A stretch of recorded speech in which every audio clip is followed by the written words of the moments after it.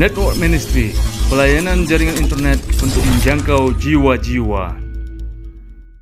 Jangan lupa di like dan di subscribe ya channel Network Ministry supaya banyak orang yang terberkati. Terima kasih. Sahabat Network Ministry yang dikasih Tuhan, kembali kita pada hari ini akan mendengarkan firman Tuhan yang saya berikan judul Hal Meminta. Mari kita membaca di dalam Matius 7 ayat yang ke-7. Mintalah, maka akan diberikan kepadamu. Carilah, maka kamu akan mendapat. Ketoklah, maka pintu akan dibukakan bagimu. Sahabat Network Ministry yang dikasih Tuhan, firman Tuhan kali ini mengajarkan kepada kita sebuah janji Tuhan kepada umatnya, yaitu apabila meminta, maka akan diberikan. Sebuah pernyataan yang tegas dari Tuhan kepada para umatnya. Tapi apakah memang harus demikian kita menerima janji Tuhan, yaitu menerima sesuai yang kita minta?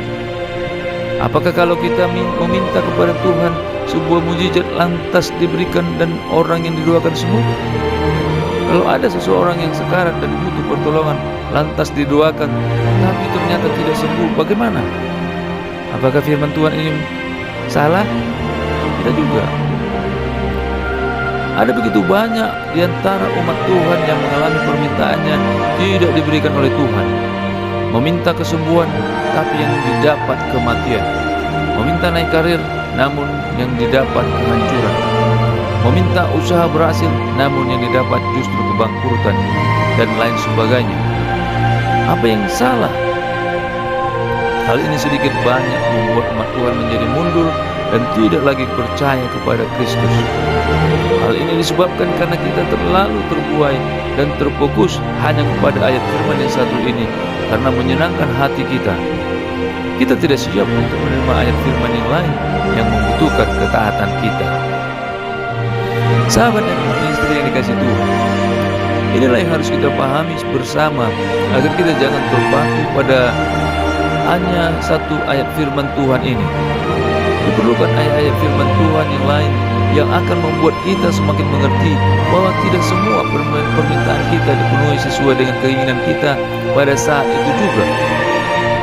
Ada saatnya permintaan kita tidak diberikan karena menurut Tuhan hal itu tidak akan membuat kita lebih baik, tidak membuat kita lebih percaya, dan tidak membuat kita lebih taat.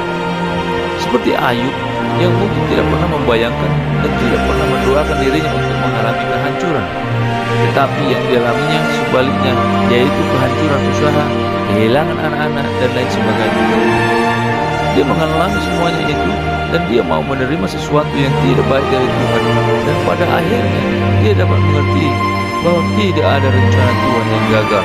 Ayub 42 ayat 2. Nah, firman Tuhan yang seperti inilah yang akan membuat kita lebih taat kepada Tuhan dan mengetahui bahwa sebenarnya tidak ada rencana Tuhan yang gagal dan tidak ada permintaan kita yang tidak dipenuhi.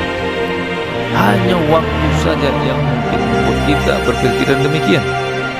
Karena itu, kalau permintaan kita belum dipenuhi, jangan langsung mengatakan bahwa firman Tuhan salah. Tapi mari kita lihat sisi lainnya yang akan membuat kita semakin dewasa di dalam mengiring Tuhan. Kasih karunia Tuhan menyertai kita semua. Haleluya. Amin.